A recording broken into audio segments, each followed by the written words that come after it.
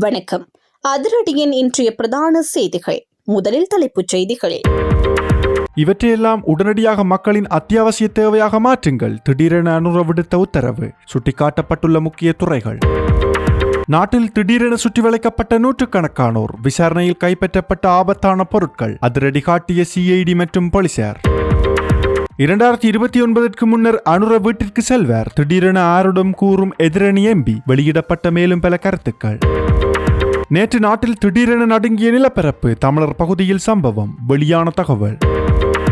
இந்த பொருளை நாட்டிற்கு கொண்டு வரவே கூடாது. வெளிநாட்டில் இருந்து வருவோருக்கு விடுக்கப்பட்ட எச்சரிக்கை. கடந்த 4 மாதங்களில் கொண்டுவரப்பட்ட குறித்த பொருளின் அதிர்ச்சி தரும் எண்ணிக்கை. இளம் குடும்ப பெண்ணிற்கு சட்டத்தரணை செய்த மோசமான செயல். தீவிர விசாரணையில் வெளியான திடுக்கிடும் தகவல். நடந்தது என்ன? வசமாக சிக்கிய தமிழ் பாதாள உலக தலைவர்களின் பிள்ளைகள். இந்தியாவில் இருந்து நாடு கடத்திய சம்பவம். வெளிவரப்போகும் உண்மைகள். சிவப்பு அறிவித்தல் விடுக்கப்பட்ட நாட்டின் பிரதான குற்றவாளிகள். இலங்கை போலீஸ் தரப்பில் இருந்து வெளியிடப்பட்ட முக்கிய தகவல். அனுர அரசின் அடுத்த நடவடிக்கை. பல்வேறு திசைகளில் பாயப்போகும் விசாரணை. அடுத்த 36 மணி நேரத்தில் வானிலையில் ஏற்படவுள்ள மாற்றம். வடக்கு கிழக்கிலும் கொட்டி தீர்க்கப் போகும் மழை. வெளியான அறிவிப்பு. அடுத்தடுத்து ராஜபக்ச குடும்பத்திற்கு வந்த நெருக்கடி. மீண்டும் சிஐடியில் முன்னிலையாகுமாறு விடுக்கப்பட்ட அழைப்பாணை. சிக்கப்போகும் முக்கிய புள்ளிகள். உயர்தர மாணவியை தொந்தரவு செய்யும் போதை கும்பல். முறைப்பாடு செய்தும் கண்டுகொள்ளாத அதிகாரிகள். எழுந்துள்ள சர்ச்சை. தொடர்வன விரிவான செய்திகள். விரிவான செய்திகளுக்கு செல்ல முன்னர் இது போன்ற செய்திகளை உடனுக்குடன் அறிந்து கொள்ள எமது அதிரடி சேனலை சப்ஸ்கிரைப் செய்து கொள்ளுங்கள். முன்னாள் ஜனாதிபதி மஹிந்த ராஜபக்சவின் மனைவி ஹிரந்தி ராஜபக்ச மற்றும் நாடாளுமன்ற உறுப்பினர் நாமல் ராஜபக்ச ஆகியோர் வரும் மார்ச் 3 அரசாங்கத்தின் குற்றப்புலனாய்வு பிரிவில் முன்னிலையாகி வாக்குமூலம் வழங்குமாறு அழைக்கப்பட்டுள்ளனர். சிறிலிய சவிய திட்டம் தொடர்பான விசாரணையின் ஒரு பகுதியாக ஹிரந்தி ராஜபக்சவிடம் வாக்குமூலம் பெறப்பட உள்ளது. முன்னதாக அவருக்கான அழைப்பிதழில் குறிப்பிடப்பட்ட தேதியில் அவர் முன்னிலையாக தவறியிருந்ததால் அவர் கோரியபடி புதிய நாள் ஒதுக்கப்பட்டுள்ளதாக அதிகாரிகள் தெரிவித்துள்ளனர். இதே நேரத்தில் நாமல் ராஜபக்சவுக்கும் அன்று காலை 9:30 மணிக்கு குற்றப்புலனாய்வு துறையின் வணிக குற்றப்புலனாய்வு பிரிவில் முன்னிலையாகுமாறு அறிவிக்கப்பட்டுள்ளது. தற்போதைய ஜனாதிபதியால் நாட்டை முறையாக ஆள முடியாது. மேலும் 2029 ஆண்டுக்கு முன்பே அவர் பதவியை விட்டு விலக வேண்டிய நிலை ஏற்படும் என ஐக்கிய மக்கள் சக்தியின் நாடாளுமன்ற உறுப்பினர் ஜகத் விதான தெரிவித்துள்ளார். இது தொடர்பாக ஊடகங்களுக்கு கருத்து தெரிவித்த அவர், நாமல் ராஜபக்ச இந்த நாட்டில் அரசு அதிகாரத்தை பெறுவதற்கு இன்னும் நீண்ட காலம் எடுக்கும் என்றும் கூறினார். 2029 ஆண்டில் கூட நாமல் ராஜபக்ச ஆட்சிக்கு வருவதற்கான வாய்ப்பு இல்லை எனவும் அவர் சுட்டிக்காட்டினார். தற்போதைய அரசியல் சூழலில் அதிகாரத்தை பெறக்கூடிய நிலையில் உள்ள ஒரே தலைவராக சஜித் பிரேமதாஸ் மட்டுமே காணப்படுகிறார் என்றும் ஜகத் விதான மேலும் தெரிவித்தார். நாடளாவிய ரீதியில் மேற்கொள்ளப்பட்ட விசேட சுற்றி வளைப்பு நடவடிக்கையின் போது 716 பேர் கைது செய்யப்பட்டுள்ளதாக போலீஸ் ஊடகப் பிரிவு தெரிவித்துள்ளது. நேற்றைய தினம் நடைபெற்ற இந்த நடவடிக்கையின் போது 317 gram heroin, 518 gram ice, 2 kilo 664 gram ganja, 1,68,313 ganja செடிகள், 15 கிராம் குஷ்ரக போதைப் பொருள், 63 கிராம் ஹசிஸ் ரக போதைப் பொருள், 164 போதை மாத்திரைகள், 92 கிராம் 999 மில்லிகிராம் மதன மோதகம் மற்றும் 2 கிலோ 171 கிராம் மாவா போதைப் பொருள் கைப்பற்றப்பட்டுள்ளன. மேலும் குறித்த போதைப் பொருட்களுடன் தொடர்புடைய 716 சந்தேக நபர்கள் கைது செய்யப்பட்டுள்ளனர். தடுப்பு காவல் உத்தரவு பெற்ற 15 பேர் கைது செய்யப்பட்டுள்ளதாகவும் தெரிவிக்கப்பட்டுள்ளது. சட்டவிரோத சொத்துக்கள் தொடர்பான விசாரணைகளுக்காக ஒரு நபர் கைது செய்யப்பட்டு மொத்தம் 718 சோதனைகள் நடத்தப்பட்டுள்ளதாக போலீசார் தெரிவித்தனர். இதில் 5 பேர் மறுவாழ்வு நிலையங்களுக்கு அனுப்ப பரிந்துரைக்கப்பட்டுள்ளனர். திருகோணமலை மற்றும் முல்லைத்தீவுக்கு இடையிலான கடற்பகுதியில் நேற்று பிற்பகல் சிறிய அளவிலான நிலநடுக்கம் ஒன்று பதிவாகியுள்ளது. புவியியல் மற்றும் சுரங்க பணியகம் தெரிவித்துள்ளதாவது, இந்த நிலநடுக்கம் ரிக்டர் அளவுகோலில் 3.5 பதிவாகியுள்ளது. நேற்று பிற்பகல் 3:49 இந்த நிலநடுக்கம் ஏற்பட்டுள்ளதாக தெரிவிக்கப்படுகிறது. கடற்பகுதியில் நிலநடுக்கம் ஏற்பட்டிருந்த போதிலும் அதற்கு அருகிலுள்ள நிலப்பரப்புகளில் வசிக்கும் மக்களுக்கும் அந்த அதிர்வு உணரப்பட்டுள்ளதாக அதிகாரிகள் தெரிவித்துள்ளனர். இந்த நிலநடுக்கத்தால் இதுவரை எவ்வித சேதங்களும் அல்லது உயிரிழப்புகளும் பதிவாகவில்லை எனவும் புவியியல் மற்றும் சுரங்க பணியகம் தெரிவித்துள்ளது. மட்டக்களப்பில் காத்தான்குடி காவல்துறை பிரிவை சேர்ந்த 24 வயதுடைய 4 பெண் பிள்ளைகளை கொண்ட குடும்பத்தை சேர்ந்த மூத்த சகோதரியான யுவதி இவ்வாறு பாதிக்கப்பட்டுள்ளதாக காவல்துறை தெரிவித்துள்ளது. இந்த வழக்கு மட்டக்களப்பு நீதிமன்ற நீதவான் முன்னிலையில் இன்று விசாரணைக்கு எடுத்துக் கொள்ளப்பட்ட போது சந்தேக நபரான சட்டத்தரணியை 3ஆம் தேதி வரை விளக்கமறியலில் வைக்க நீதவான் உத்தரவிட்டுள்ளார். மேலும் தெரிய வருகையில் குறித்த யுவதி 2023ஆம் ஆண்டு முதல் சட்டத்தரணியின் காரியாலயத்தில் வாராந்தம் 3000 ரூபாய் சம்பளத்திற்கு வேலை செய்து வந்துள்ளார். 2025 செப்டம்பர் மாதம் தகாத முறைக்கு உட்படுத்த முயற்சி மேற்கொள்ளப்பட்ட போதும் யுவதி அதனை மறுத்ததாக தெரிவிக்கப்படுகிறது. ஆனால் அக்டோபர் மாதத்தில் உணவில் மருந்து கலக்கப்பட்டதன் பின்னர் மயக்கமடைந்த நிலையில் விருப்பமின்றி தகாத முறைக்கு உட்படுத்தப்பட்டுள்ளதாக முறைப்பாட்டில் குறிப்பிடப்பட்டுள்ளது. இதன் பின்னர் சம்பளம் 4000 ரூபாவாக உயர்த்தப்பட்ட நிலையில் யுவதி வேலையை விட்டு விலகியுள்ளார். பின்னர் குடும்ப சூழ்நிலை காரணமாக அவரது சகோதரி அதே இடத்தில் பணியில் இணைந்துள்ளார். இந்த நிலையில் 2025 டிசம்பர் 28ஆம் தேதி யுவதிக்கு திருமணம் செய்து வைக்கப்பட்டதாகவும் திருமணமான ஒரு வாரத்திற்குள் தனியார் வைத்தியசாலையில் அனுமதிக்கப்பட்ட போது அவர் 12 வாரங்கள் கர்ப்பிணியாக இருப்பது கண்டறியப்பட்டதாகவும் தெரிவிக்கப்படுகிறது. இதனைத் தொடர்ந்து தேசிய சிறுவர்கள் மற்றும் பெண்கள் அமைச்சின் முறைப்பாட்டின் பேரில் யுவதி பாதுகாப்பு இல்லத்தில் தங்க வைக்கப்பட்டு காவல்துறையினர் விசாரணைகளை முன்னெடுத்துள்ளனர். நேற்று மாலை 5 மணி முதல் இரவு 7:30 வரை நடைபெற்ற நீண்ட விசாரணையின் பின்னர் சந்தேக நபரின் விளக்கமறியல் நீடிக்கப்பட்டுள்ளதுடன் எதிர்வரும் 26ஆம் தேதி அறிக்கை சமர்ப்பிக்குமாறு காவல்துறைக்கு நீதிமன்றம் உத்தரவிட்டுள்ளது. சம்பவம் தொடர்பான மேலதிக விசாரணைகளை காத்தான்குடி காவல்துறையினர் தொடர்ந்து மேற்கொண்டு வருகின்றனர். இலங்கைக்கு வெளிநாட்டிலிருந்து வரும் பயணிகள் சிகரெட்டுகளை கடத்துவது முழுமையாக தடை செய்யப்பட்டுள்ளது என்று இலங்கை சுங்கம் மீண்டும் வலியுறுத்தியுள்ளது. சட்டத்தை மீறினால் குற்றவாளிகள் கடுமையான தண்டனைகளை எதிர்கொள்ள வேண்டியிருக்கும் என்று எச்சரித்துள்ளது. இதன் பொருட்டு கடந்த 4 மாதங்களில் பறிமுதல் செய்யப்பட்ட 232 மில்லியன் 804,000 வெளிநாட்டு சிகரெட்டுகள் இன்று கவரலப்பட்டி கழிவு ஆற்றல் மின் நிலையத்தில் எரிக்கப்பட்டு அளிக்கப்பட்டன. இந்த பறிமுதல் செய்யப்பட்ட சிகரெட்டுகளின் மதிப்பு ரூபாய் 305 மில்லியன். இவை உள்ளூர் சந்தையில் அனுமதிக்கப்பட்டிருந்தால் அரசாங்கம் ரூபாய் 271 மில்லியன் வரி வருவாயை இழந்திருக்கும்.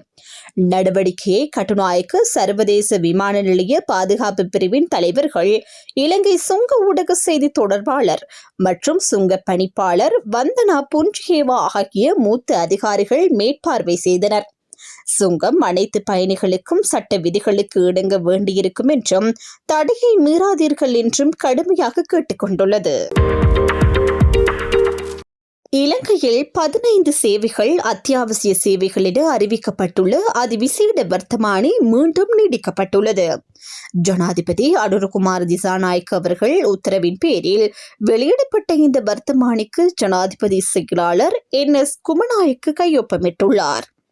இதன்படி அத்தியாவசிய சேவைகளாக மின்சாரம், எரிபொருள், சுகாதார சேவைகள், போக்குவரத்து, வீதிகள், நீர்வளங்கள், உணவு சேவைகள், மாவட்ட மற்றும் பிரதேச செயலகங்கள், கள அதிகாரிகள், நோயாளர் காவு வண்டி சேவைகள், மத்திய வங்கி, அரச வங்கிகள் மற்றும் காப்பீட்டு சேவைகள், நீர்ப்பாசனம், தொலைபேசி மற்றும் தொலைத்தொடர்பு சேவைகள், ஊடக சேவைகள், தாழ்வான நில மீட்பு, விவசாயம் மற்றும் விவசாய காப்பீடு ஆகியவை அறிவிக்கப்பட்டுள்ளன. ஜனாதிபதி அனுரகுமார் திசாநாயக்க நவம்பர் 29ஆம் தேதியன்று அத்தியாவசிய சேவைகள் வர்த்தமானியை வெளியிட்டு பேரிடர் சூழ்நிலைகளில் முக்கிய பொது சேவைகள் தடையின்றி வழங்கப்படுவதை உறுதி செய்தார். டிட்வா சூறாவளியின் தொடர்ச்சியான தாக்கத்தால் சாதாரண பொது வாழ்வை பாதுகாக்கவும் முக்கிய செயற்பாடுகளின் செயல்பாடுகள் தொடருமாறு காப்பாற்றவும் மேலதிக சேவைகள் அத்தியாவசியமாக அறிவிக்கப்பட்டுள்ளன. சிவப்பு அறிவித்தல் பிறப்பிக்கப்பட்டு 71 பேர் இன்னமும் வெளிநாடுகளில் பதுங்கி இருப்பதாக காவல்துறை ஊடக பேச்சாளர் உதவி காவல்துறை கண்காணிப்பாளர் வழக்கறிஞர் எஃப்யூ வுட்லர் தெரிவித்துள்ளார். கொலை, மிரட்டி பணம் பறித்தல், போதைப் பொருள் கடத்தல், கொள்ளை மற்றும் கடுமையான தீங்கு உள்ளிட்ட பல்வேறு குற்றச்சாட்டுகளின் கீழ் நீதிமன்ற நடவடிக்கைகளை தவிர்த்து வெளிநாடுகளுக்கு தப்பிச் சென்ற 95 திறந்த பிடியாணை பிறப்பிக்கப்பட்ட சந்தேக நபர்களுக்கு எதிராக நீதிமன்றங்களின் உத்தரவின் பேரில் இன்டர்போல் ஊடக சிவப்பு அறிவிப்புகள் பிறப்பிக்கப்பட்டுள்ளதாக அவர் தெரிவித்தார். அந்த 95 சந்தேக நபர்களில் 2024 ஆண்டில் 10 பேர் கைது செய்யப்பட்டதாகவும் 2025 ஆண்டில் 11 பேர் இன்டர்போல் மற்றும் சம்பந்தப்பட்ட நாடுகளின் காவல்துறையினரின் ஒத்துழைப்புடன் கைது செய்யப்பட்டு இலங்கைக்கு அழைத்து வரப்பட்டுள்ளதாகவும் அவர் கூறினார்.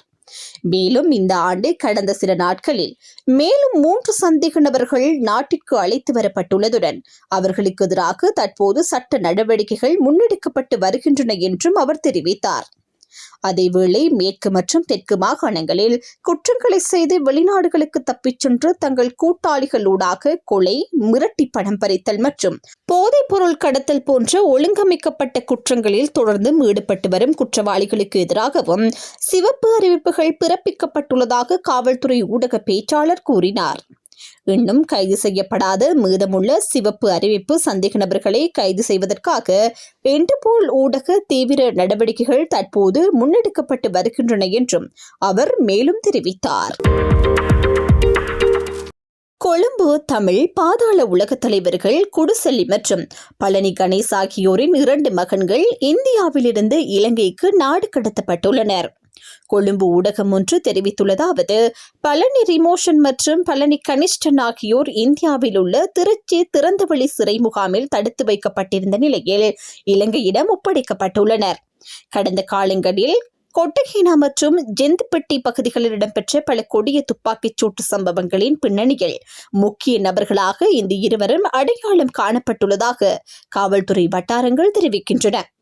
இவர்களது மற்றொரு சகோதரரான பழனி சிரானும் தற்போது அதே சிறை முகாமில் தடுத்து வைக்கப்பட்டுள்ளதுடன் அவரையும் விரைவில் இலங்கைக்கு நாடு கடத்த இந்திய அதிகாரிகள் நடவடிக்கை எடுக்க உள்ளதாக தெரிவிக்கப்படுகிறது. மேலும் இந்த குழு நாடு முழுவதும் பரவலாக இடம்பெறும் போதைப்பொருள் கடத்தல் நடவடிக்கைகளில் நேரடியாக ஈடுபட்டுள்ளதாகவும் பயங்கரவாத அமைப்புகளுடன் நெருங்கிய தொடர்புகளை பேணியுள்ளதாகவும் இந்திய பாதுகாப்பு படையினர் தகவல்களை கண்டறிந்துள்ளனர். போதைப்பொருள் வலையமைப்பின் மூலம் பெறப்படும் பணம் பயங்கரவாத நடவடிக்கைகளுக்கு பயன்படுத்தப்படக்கூடும் என்ற சந்தேகத்தின் அடிப்படையில் இலங்கை பாதுகாப்பு படையினரும் இந்த நபர்களை உன்னிப்பாக கண்காணித்து வருகின்றனர். நாடு கடத்தப்பட்டு சந்தேக நபர்கள் நாட்டிற்கு வந்ததும் குற்றப்புலனாய்வு துறையினரால் கைது செய்யப்பட்டு சிறப்பு விசாரணைகளுக்கு உட்படுத்தப்பட உள்ளதாக காவல்துறை தெரிவித்துள்ளது. வீதியில் போதைப்பொருள் பயன்படுத்திய நபர்களால் உயர்தர வகுப்பு மாணவி ஒருவருக்கு தொந்தரவு ஏற்பட்டதாகவும் அது தொடர்பில் நடவடிக்கை எடுக்குமாறு அறிவித்த போதும் வட்டுக்கோட்டை காவல் நிலைய பொறுப்பதிகாரியின் கீழ் பணிபுரியும் காவல்துறையினர் அலட்சியமாக செயற்பட்டதாகவும் குற்றச்சாட்டு முன்வைக்கப்பட்டுள்ளது. வலிகாமம் மேற்கு பிரதேச அபிவிருத்தி ஒருங்கிணைப்பு குழு கூட்டம் நேற்றைய தினம் குழு தலைவர் ஸ்ரீ பவானந்தராஜா தலைமையில் நடைபெற்றது. இதன்போது சமூக மட்ட அமைப்பின் பிரதிநிதி ஒருவரால் இந்த குற்றச்சாட்டு முன்வைக்கப்பட்டது. அவர் தெரிவிக்கையில், வட்டுக்கோட்டை காவல் நிலைய பிரிவுக்குட்பட்ட பகுதி ஒன்றில் சில நபர்கள் வீதியிலிருந்து போதைப் பொருள் பயன்படுத்தியதுடன் தகாத வார்த்தை பிரயோகங்களிலும் ஈடுபட்டதாக கூறினார். சம்பவம் இடம்பெற்ற இடத்திற்கு அருகிலுள்ள வீட்டில் உயர்தர வகுப்பு மாணவி ஒருவர் கல்வி கற்றுக் கொண்டிருந்ததாகவும் அவர் தெரிவித்தார். இந்த சம்பவம் தொடர்பில் வட்டுக்கோட்டை காவல் நிலைய பொறுப்பதிகாரிக்கு அறிவித்த போது உடனடியாக காவல்துறையினரை அனுப்புவதாக அவர் கூறியதாகவும், ஆனால் நீண்ட நேரம் காவல்துறையினர் வராததால் மீண்டும் தகவல் வழங்கிய போது வெளிக்களத்தில் கடமையில் இருந்த காவல்துறை உத்தியோகஸ்தரின் தொலைபேசி இலக்கம் வழங்கப்பட்டதாகவும் கூறினார். அந்த இலக்கத்திற்கு தொடர்பு கொண்ட போது காவல் நிலையத்தில் நேரில் சென்று முறைப்பாடு பதிவு செய்த பின்னரே நடவடிக்கை எடுக்க முடியும் என தெரிவிக்கப்பட்டதாகவும், இது தனிப்பட்ட பிரச்சனை அல்ல என்பதால் முறைப்பாடு செய்ததால் தனிப்பட்ட அச்சுறுத்தல்களுக்கு உள்ளாகும் அபாயம் இருப்பதாகவும் அவர் சுட்டிக்காட்டினார். மேலும் முறைப்பாடு பதிவு செய்த பின்னரே காவல்துறையினர் வருவார்கள் என்றால் குற்றச்செயல் இடம்பெற்று முடிந்த பின்பே அவர்கள் வர முடியும் என்றும் அவ்வாறு வந்து எந்த பயனும் இல்லை என்றும் அவர் கூறினார். காவல்துறை அவசர பிரிவுக்கும் தகவல் வழங்கப்பட்ட போதும் சம்பந்தப்பட்ட இடத்திற்கு காவல்துறையினர் வரவில்லை எனவும் அவர் தெரிவித்தார். இதற்கு பதிலளித்த வட்டுக்கோட்டை காவல் நிலைய உத்தியோகஸ்தர் லியூரன், காவல் நிலையத்தில் ஆட்கள் பற்றாக்குறை காணப்படுவதாகவும் அழைப்பு வந்த நேரத்தில் வெளிக்களத்தில் வேறு பகுதியில் கடமையில் இருந்ததால் சம்பவ இடத்திற்கு செல்ல முடியவில்லை என்றும் தெரிவித்தார். இதற்கு பதிலளித்த ஒருங்கிணைப்பு குழு தலைவர் ஸ்ரீ பவானந்த ராஜா முன்வைக்கப்பட்ட குற்றச்சாட்டுகளை காவல்துறையினர் ஏற்றுக்கொள்ள வேண்டும் என்றும் ஆட்கள் இல்லை என்பதே காரணமாக கூற முடியாது என்றும் தெரிவித்தார். ஏற்கனவே நடைபெற்ற போதைப்பொருள் தடுப்பு கூட்டத்திலும் குறிப்பிட்ட சில பகுதிகளில் தொடர்ந்து போதைப்பொருள் சம்பவங்கள் நடைபெறுவதாக காவல்துறைக்கு அறிவிக்கப்பட்டிருந்ததாகவும் அவர் நினைவூட்டினார். அடுத்த கூட்டத்தில் சம்பந்தப்பட்ட காவல்துறையினருக்கு எதிராக நடவடிக்கை எடுக்கப்படும் என்றும் ஆதாரங்களுடன் இந்த குற்றச்சாட்டுகள் முன்வைக்கப்பட்டுள்ளன என்றும் அவர் தெரிவித்தார். மேலும் முறைப்பாடு பதிவு செய்த பின்னரே நடவடிக்கை எடுப்போம் என கூறுவது ஏற்றுக்கொள்ள முடியாதது என்றும் எதிர்காலத்தில் இவ்வாறான முறைப்பாடுகள் எழாத வகையில் வட்டுக்கோட்டை காவல்துறையினர் உரிய நடவடிக்கைகளை எடுக்க வேண்டும் என்றும் அவர் வலியுறுத்தினார். அடுத்த 36 மணி நேரத்திற்கான வானிலை முன்னறிவிப்பை வளிமண்டலவியல் திணைக்களம் வெளியிட்டுள்ளது. அதன்படி வடக்கு, வடமத்திய மற்றும் கிழக்கு மாகாணங்கள், அதேபோல் மாத்தளை மற்றும் நுவரெலியா மாவட்டங்களில் அவ்வப்போது மழை பெய்யக்கூடும் என தெரிவிக்கப்பட்டுள்ளது. மேலும் வடக்கு மாகாணம், திருகோணமலை மற்றும் மட்டக்களப்பு மாவட்டங்களில் சில இடங்களில் 50 மில்லிமீட்டருக்கும் அதிகமான மிதமான கனமழை பெய்யக்கூடும் என அறிவிக்கப்பட்டுள்ளது.